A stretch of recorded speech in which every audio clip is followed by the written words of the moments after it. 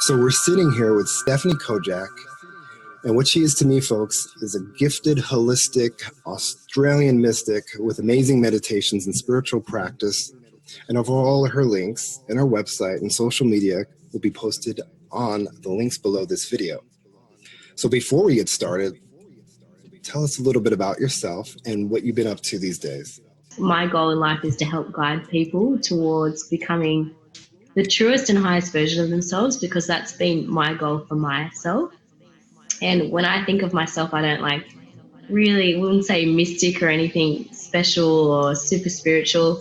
I'm just someone who's climbing up the mountain and possibly one or two steps ahead, and I can turn around and, point to the person who's coming up the same path as me, take that, stone, that step, grab here, pull there, and help them by being maybe just one or two steps above them. So I'm not like the mystical guide at the top of the mountain that's unreachable, just someone that's maybe one or two steps above.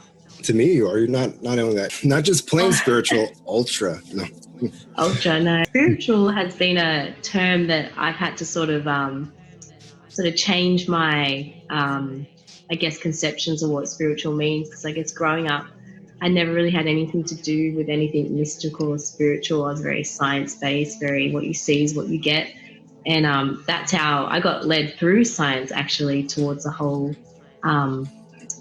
world of mysticism and spirituality and, other dimensions and all things like that. So I think science has led me in this path, has been definitely the stepping stone for me. So what are the influences that led you to this science? I guess there's a few different scientists that are on the forefront of, changing people's consciousness through science. And I think science is truly now the language of mysticism. I think it's bridging so many gaps between, things like prayer and how prayer works, and turning it into a technology that's available to all of us. It's not something that's only available to a few people to believe a certain dogma or belief system or anything like that. So there's a few different scientists that I truly, really look to, and they're not just scientists. People like David Wilcock, it's been a huge one for me, and how he branches so many different studies and science, like areas like physics and biology and chemistry, into like one little neat package. And there's also like Greg Braden. Who else is there? Dan Winter's been a big influence on me. Who else? Dr. Bruce Lipton. All these. Yeah. Well, I know that too. Wilcock is awesome. You can catch him on Gaia too all the time. Yeah, I've been actually watching his new wisdom teachings ones, and that's eye-opener, and it just sort of, demystifies everything in a way, but it also makes it that much harder to grasp as well, because you realize the true nature of this universe is so intelligent, and you can't understand it from an intellectual standpoint. Like, you have to really start bringing all this information into your life and experience it for yourself to get understanding of it and get true knowledge. So yeah, it's that's part of the journey for me.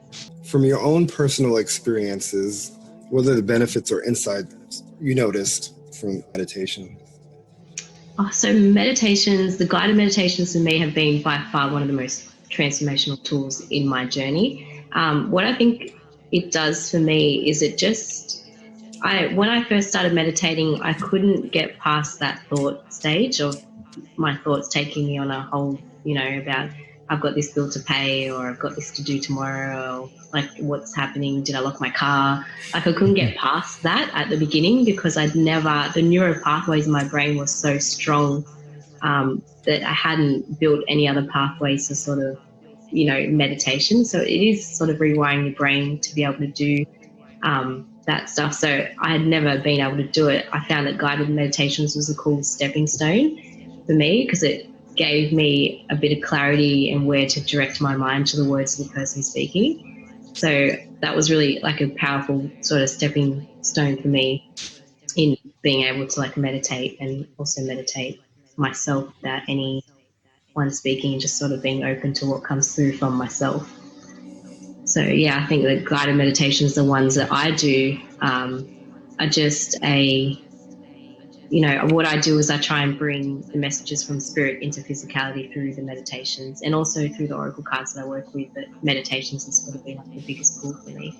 So they're just sort of a guide, something to help you sort of focus your thoughts, focus your mind and your body, and being able to tap into that sort of inner energy field, that space within you. Yeah. Can we talk about the specific meditations you have, and to also what moved you to make these certain meditations that you have? Ones that first started coming through for me were the spirit animal meditations. And to be honest, I don't really know where it came from. It's almost, I remember the first time I made the spirit of the tiger meditation. It was just, I was having like a really hectic day. You know, one of those days where everything sort of just weighed on your shoulders, like you've got so much to do, so much to be, so many things in one day.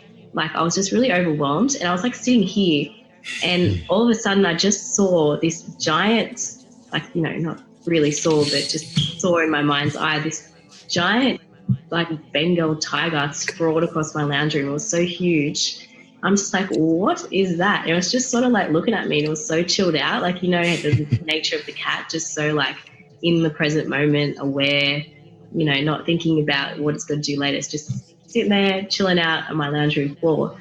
I'm just like, why are you here? And then all of a sudden I just went to my notepad and I started writing down, and it was just channeling this information from the tiger and what it wanted me to know about connecting to your higher self, and connecting to that, you know, still quiet space inside of you. So it just sort of took me on this journey through the jungle.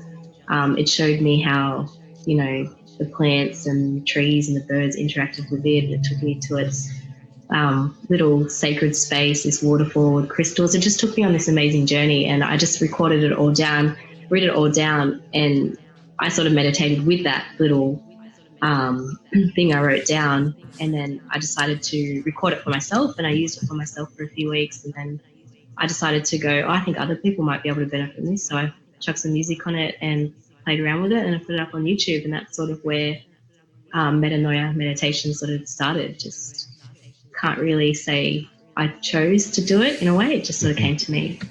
Yeah, a lot of people that I've asked, and you know, and other people too that I haven't asked, always like some of their best meditations, just a thought dropped in, or they say they just channeled it, and then from there they just started to do that like automated writing, where it's like they're just kind of writing it, not really thinking about it, and then they actually read it and go, "Wow, what's that about?"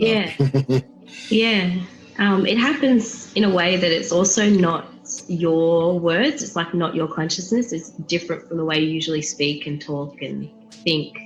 And you just start writing and start flowing. It's like you go back and read it. It's just like, that's not quite me. Like, that is something else.